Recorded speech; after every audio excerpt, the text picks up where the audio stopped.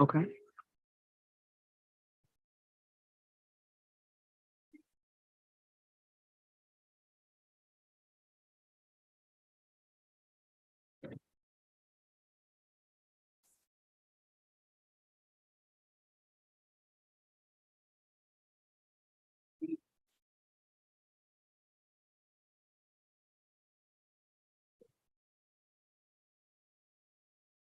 How many have checked in? Oh, okay. Well, 4 have checked in. We do have a quorum. I didn't realize. Thank you. Can you get that? Thank you. Lee, are you here? Lee? Okay. Good afternoon. We will call the meeting of the Senate Public Property Committee to order. The first bill that we have on the agenda is House Bill 422. Public land in Rankin County authorized DFA to assign property to various state agencies and institutions and establish new veterans nursing home. This bill has been double referred, first to public property and then on to appropriations. This is the same bill that we have previously passed out of the Senate. It involves 3,207 acres that are located out in Rankin County. And there are, I think, 13 state agencies that occupy that property. The request is that DFA would be allowed to survey the 3,207 acre tract. Deeds will be devised, making certain that those conveyances are made for the benefit of the state of Mississippi, but to these various agencies. And what is also included in the bill is the authority for the Veterans Administration to build, receive a land description for a new nursing home to be located out in Rankin County. Are there any questions? Okay, it has been moved, title sufficient, due passed. All in favor? Opposed? That bill will be reported. House Bill number 423. Former First Christian Church property within the Capitol Complex authorized DFA to purchase. This bill was also double referred to this committee and to appropriations. It's basically the same bill that we passed before, which would authorize DFA to have the First Christian Church property appraised. I think that there were efforts in the past to the church, I believe, was going to attempt to make renovations, but they're not in the financial position to do so. And as I understand it, DFA's plan is to have the property assessed, going through archives and history. Ms. Katie Blunt, the executive director of that agency, is on board. And depending on what comes out of that analysis, the determination will be made if the property can be renovated or not, or if it will be demolished and the area used for parking space for state employees. Are there any questions? Madam Chair.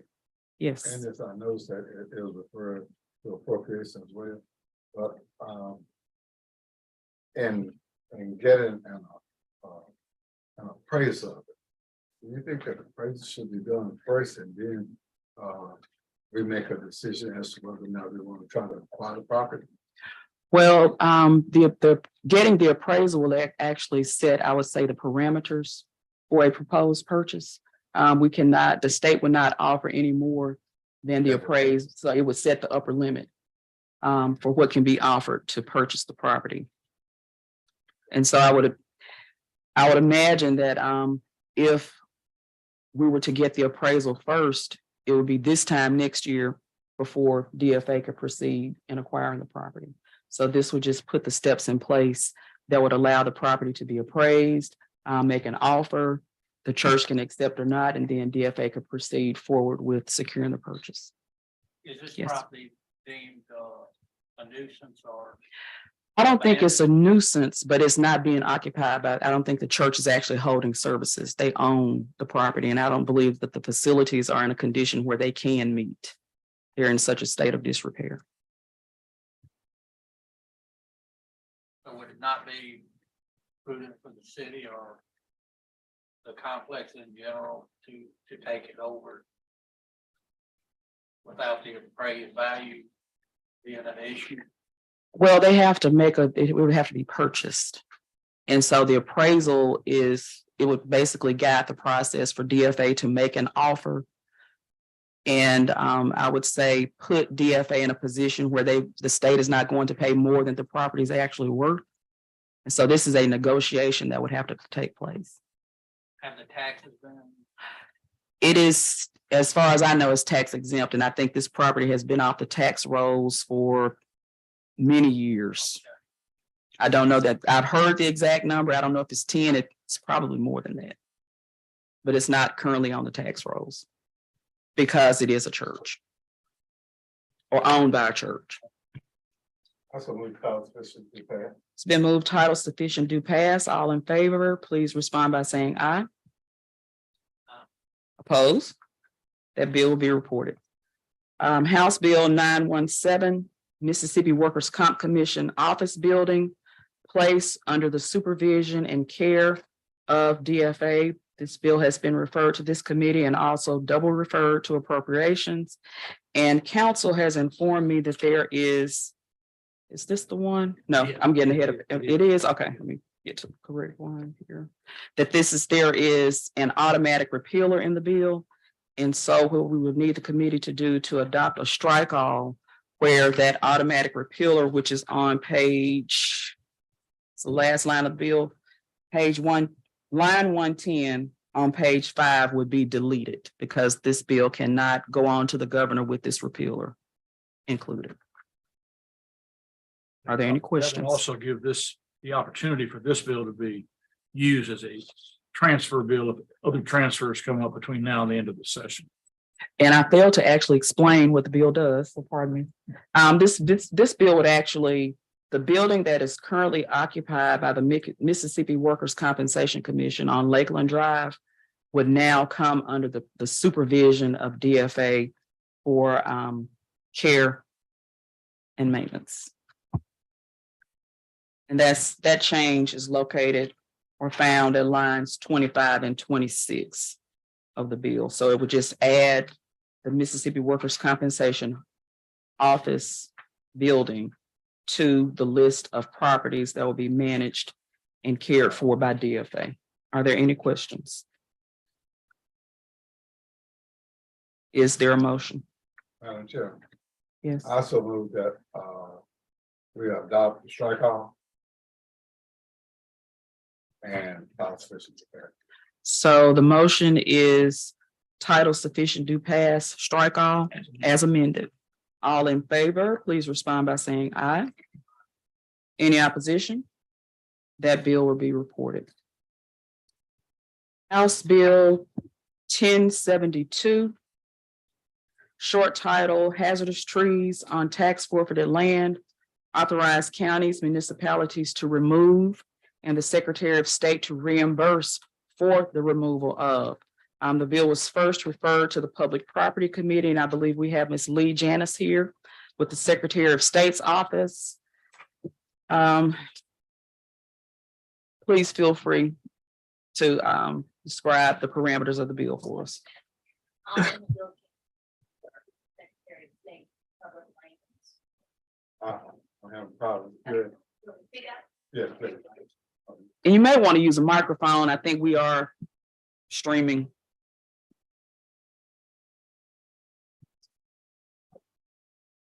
I'm Lee Janis, General Counsel for the Secretary of State. I also have, and thank you, Madam Chair, for giving me the opportunity to speak. I also have Bill Cheney here, who is our Assistant Secretary of State for Public Lands. He's our subject matter expert. So in the event that we get in the weeds, so to speak, he can certainly respond to those questions. In general, this bill is coming before, or we are proposing this bill. Section 29-1-145 is already current law. It provides or authorizes counties and cities to be reimbursed for maintenance and cleanup of tax forfeited property. This amendment, we are hoping, will give the authority for counties and municipalities to seek reimbursement for removal of dangerous trees, hazardous trees. We have a history of receiving complaints. While they're not voluminous, we do get them at least monthly. And in some instances, we've had hazardous trees that have really created a lot of damage. Mr. Cheney can tell you more specifically about what that looks like. And so this language is just providing a funding source. In 2016, I think Senate Bill 2362 swept the funds that we were using to make that reimbursement. So we haven't had a funding mechanism. So this proposed amendment is just to establish a funding source, specifically for the removal of trees. Senator Bullock? That's a. Yes. Now, explain to me about the formula for carrying that out, the mechanism put in place to carry it out. Explain it to me again. How does that work? I will let Mr. Cheney outline that. He is the division director for that Okay. particular division. He handles it. How this is work, or how it used to work, is if a landowner or somebody came and said, look, you've got a tree that's on tax forfeited property, it's dead, it's leaning, it's about to fall. The chancery clerk or the clerk or the municipal clerk usually would get somebody to go out there, cut it, and then seek reimbursement of that, couple thousand, whatever it was, to have that tree removed. And in some instances, further back, the Mississippi Tort Claims Board used to cut the tree down.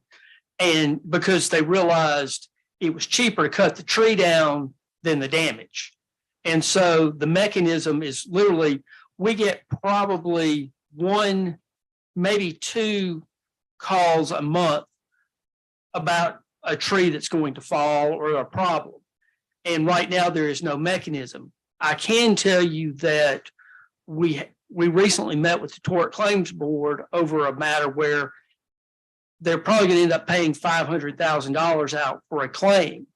But had the tree been able to be cut down, you were paying $10,000 versus $500,000. And the mechanism in the bill says we're trying to keep 10% of our tax proceeds, which would be approximately $120,000 to $150,000, which would probably cover the cost of the trees that we get.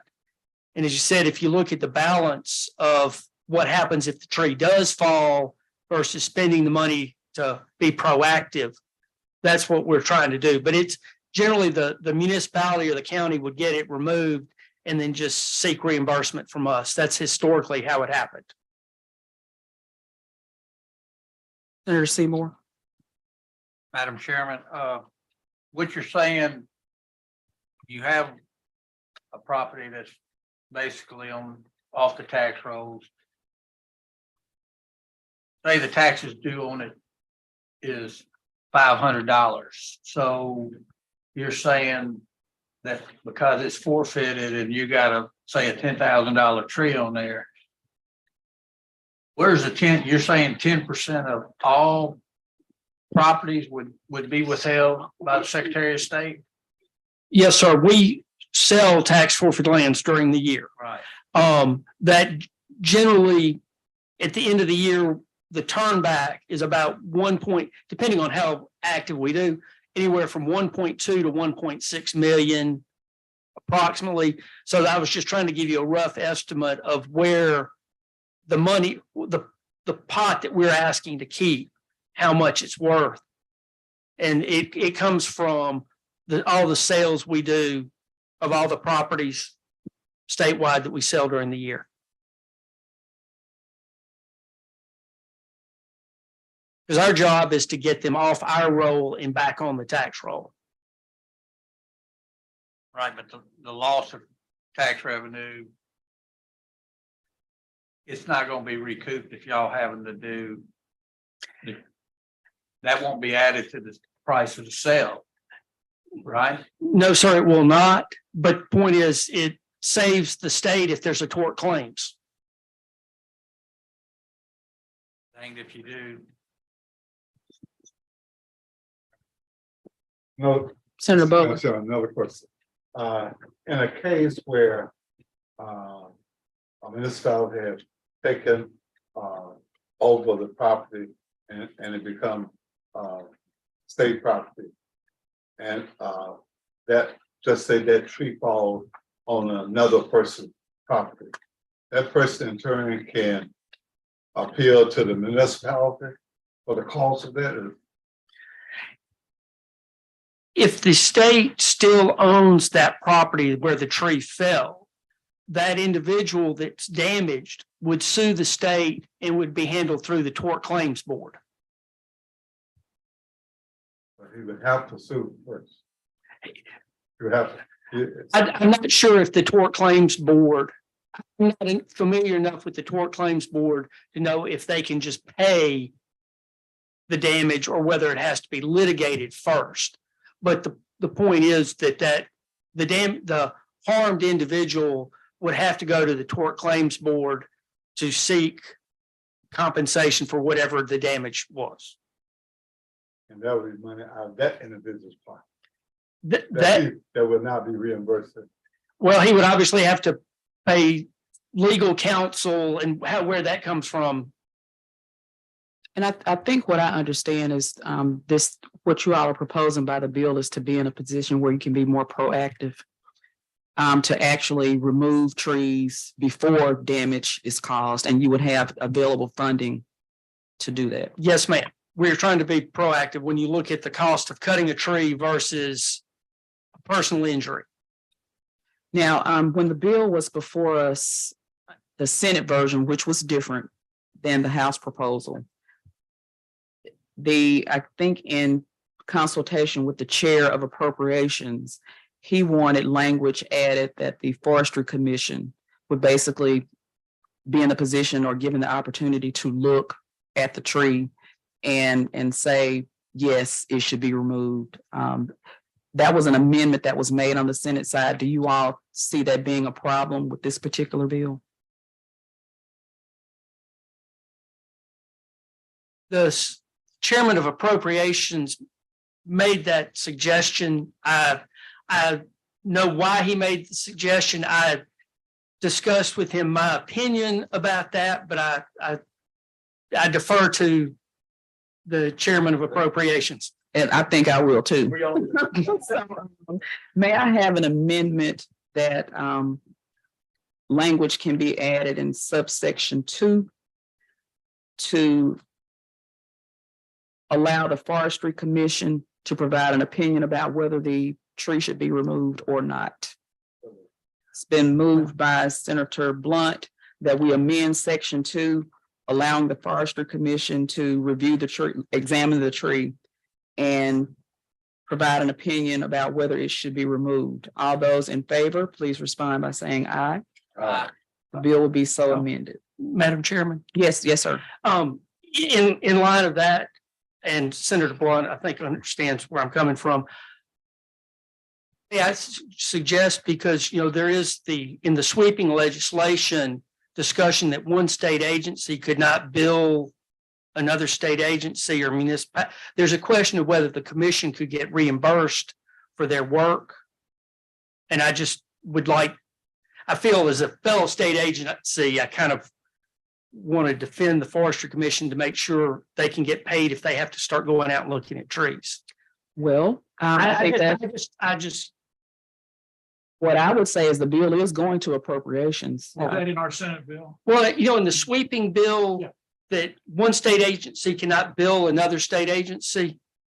And I know whether, I couldn't remember if that applied to municipalities as subdivisions of the state. And if the Forestry Commission doesn't have the funds to send people out to look at the trees, are we right back where we started in that nobody's looking at the trees? I do believe there might be a United States Forest Service grant, but I just would hate for us to get this bill passed and then the commission doesn't have the funds or can't do the work because there's no money. I just would hate for the committee not to be able to do their purpose. Sure. Senator Blunt. I'm sure if it's all. No, it's not. Okay. If it's agreeable to the chair, I think this is something that we ought to think about. I know the bill's double referred. I don't know if you want to meet again or not, and I still have concerns about the sweeping legislation generally and whether whatever we do with this bill is not going to do anything if the money's getting swept by some other bill. So if you want to recognize me, it's up to you if you want to or not. It depends on what you're gonna say. Okay, I would I'm teasing. put a reverse repealer in the bill so we can work on this or whatever, or and any other things that come up on regarding this. But It's double referred, yes. I certainly respect whether you want to recognize me for that motion or not. I don't have a problem with it. Procedurally, it's not going to be a hurdle for us. It would go to appropriations and they would approve it or make changes, and then we could meet again Tuesday if we have to. Yeah, my hope it would be that if I offer the amendment and it's adopted, then we don't have to meet again unless you want to for some other bill. I don't have a problem with that amendment. So that's what you're offering. Yes, ma'am. Jim, I still move that the amendment be added.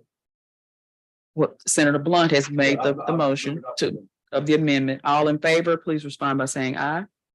Opposed? All right, that bill will be reported as, well, I guess now we need to adopt as amended. House versus do pass, strike off. It's been moved title sufficient, do pass, strike all. All in favor, please respond by saying aye. Aye. Opposed? That bill will be reported. Alcorn University Extension Annex. This is House Bill number 1286.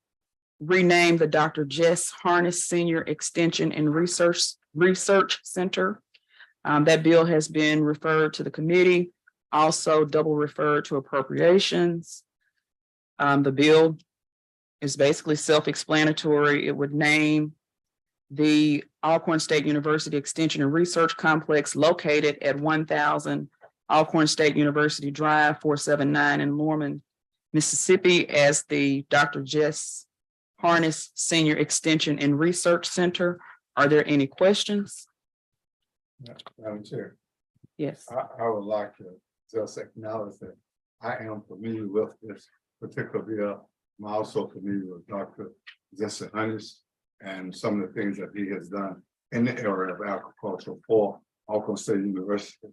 So, and if there are any questions, I'll be glad to answer any questions that anyone may have. Or make a motion.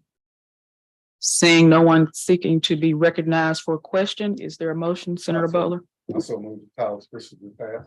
It's been moved title sufficient do pass. All in favor, please respond by saying aye. Opposed? That bill will be reported. We have two additional bills that are not on the agenda, but I wanted to call them up today. And hopefully we won't have to have another meeting unless something comes from appropriations that has been amended. The first one to be called up is going to be House Bill 366. Does everyone have a copy of the bill? The short title, an act designating the building at 1505 Eastover Drive in Jackson, Mississippi as the Sam G. Paulus, did I say that correctly? State Office Building, and it says for other related purposes. Based on the information I've seen, Dr. Paulus was the executive director for the Mississippi Department of Wildlife, Fisheries and Parks for approximately 30 years, as is stated in the bill, and he has retired. And they would like to name their office, I think their executive, make sure I'm saying this correctly, their main office building in his honor. Are there any questions? Is there a motion? Also move the title sufficient to pass. It's been moved title sufficient do pass. All in favor, please respond by saying aye. Aye. Opposed? Bill will be reported. House Bill 874. This is a bill which would add a legal description for the old Magnolia Church site. For that property, the property is located in Claiborne County, but that property would be transferred to the National Park Service. This is the same bill that has passed out of the Senate, and we have a companion bill that is now before us from the House. If you turn over to page 25 of the bill, you will see track 5 listed there and the legal description for the Magnolia Church. Language is now before us to be included. I think it's rather self-explanatory.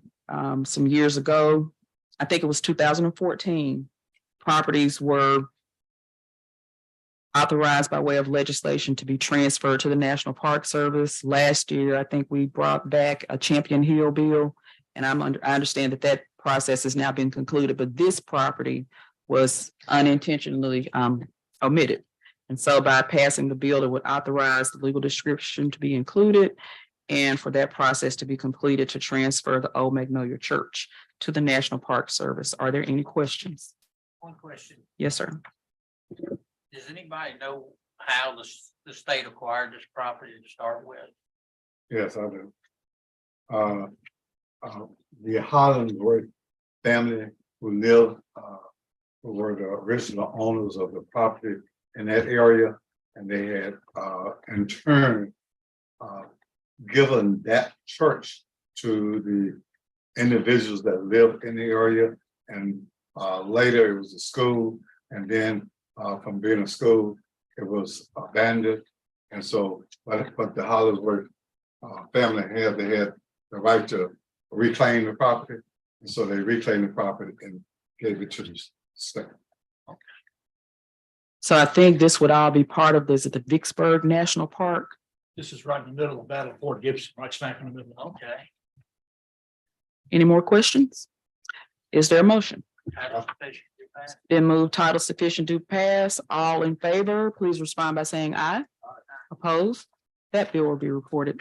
Is there a motion that we rise and report? So, Thank you, thank you. It's always interesting to find out the history of the class. see my. Thank you, Bob. I know You you. want to come down? to the area, back and carry that on too.